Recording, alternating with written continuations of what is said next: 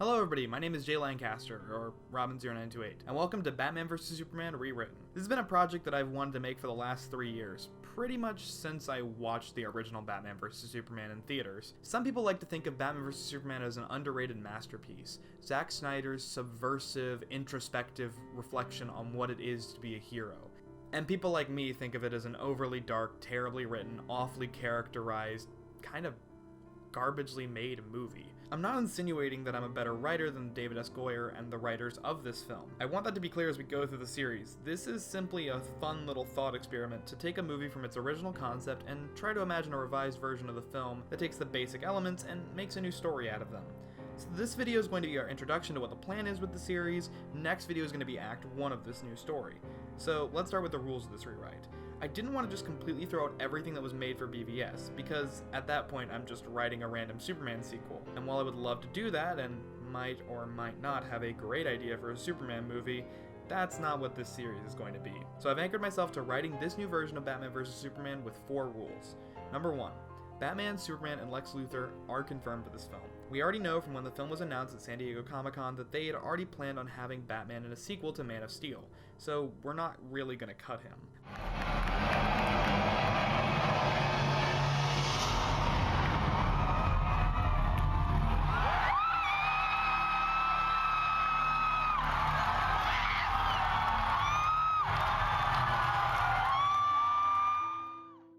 And given that the sequel was announced a few weeks after Man of Steel premiered, which does feature multiple Easter eggs for Lex Luthor, it's safe to say that he was planned well in advance to be a prominent figure in this sequel. Number 2. The title fight has to be in the movie. It's called Batman vs Superman. We're getting a Batman vs Superman fight in the movie. Turning back to that announcement, the film was also announced using a quote from Frank Miller's The Dark Knight Returns. I want you to remember, Clark, in all the years to come, in all your most private moments, I want you to remember my hand at your throat. I want you to remember the one man who beat you.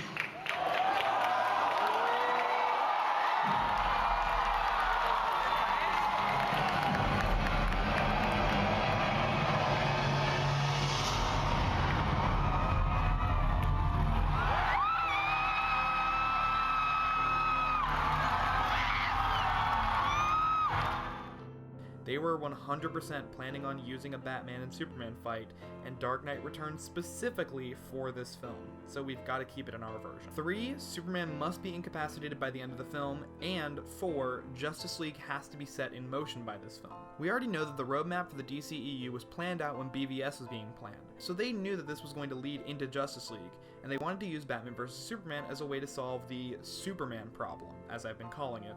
That being that Superman is too marketable and important to not be in a Justice League movie, but Superman's also so powerful that you need an in-story explanation as to why Superman alone can't stop the threat that brings the League together. In the New 52, they decided to pull out their biggest gun and have the League fight Darkseid in their first arc. In the DCEU, they did it by having the League form in the middle of their version of the Death and Return of Superman.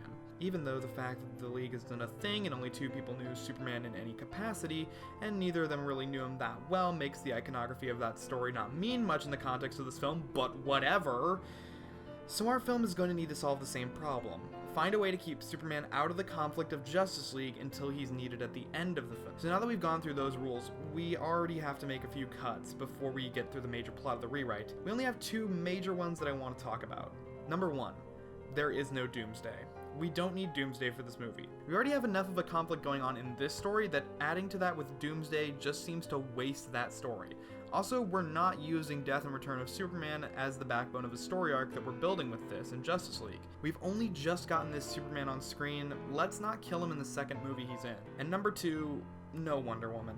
I know she was one of the most universally acclaimed parts of Batman vs Superman, even by hacks like me who didn't like the movie. Gal Gadot is amazing, and her solo movie is one of the best DC films that doesn't feature a boy inside of a man's body, But this story is already introducing so much as it is that having another main character that we have to follow just makes this so much more complicated. I went back and forth on whether or not she was in the first meetings for this movie, but decided that most likely she wasn't as early an inclusion as Batman or Luthor, so she was cut. Don't worry though, we are still going to try and set up Patty Jenkins' movie with this, but without having her appear as a major character in this movie. Sound like a decent compromise?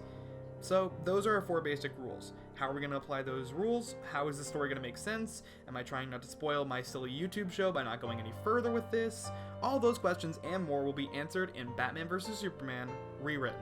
Oh, and one more thing before we go. So this is the part of the video that I don't think anybody wants to watch, but I feel like it's important to get it out in this introductory part before we start getting into the minutia of the BVS rewrite. So one of the things when talking about Zack Snyder as a filmmaker, and this film in particular, is talking about art and artist and intention versus execution. And one thing that fans and critics are always guilty of when it comes to this movie is getting bogged down in discussions about Zack Snyder as a person. And that's something I tried to avoid with this. This is a thought experiment. If I was in the room at the moment, what would I have done? And of course, it's also with 3 years of knowing the original film and getting to take stuff from that.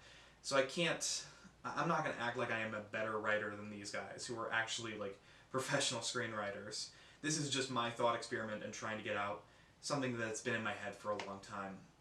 And one other thing that I want to do is to say that there are some moments in this series where I might say things about Zack Snyder, and this is not to insinuate that he is a hack or a bad filmmaker, because that could be interpreted like that. The things that I say later on in the series might be interpreted as me accusing Zack Snyder of not being a good filmmaker or being a hack. Zack Snyder is an amazing filmmaker, an amazing visual storyteller. 300 is absolutely incredibly well made. I like a lot of Watchmen. I think it's a really interesting interpretation of that story. So I'm not trying to sit down here and say that Zack Snyder is a bad filmmaker or that he's a hack. He is taking risks with any project he works on. And you can't say that about BVS, that it's not a risky film.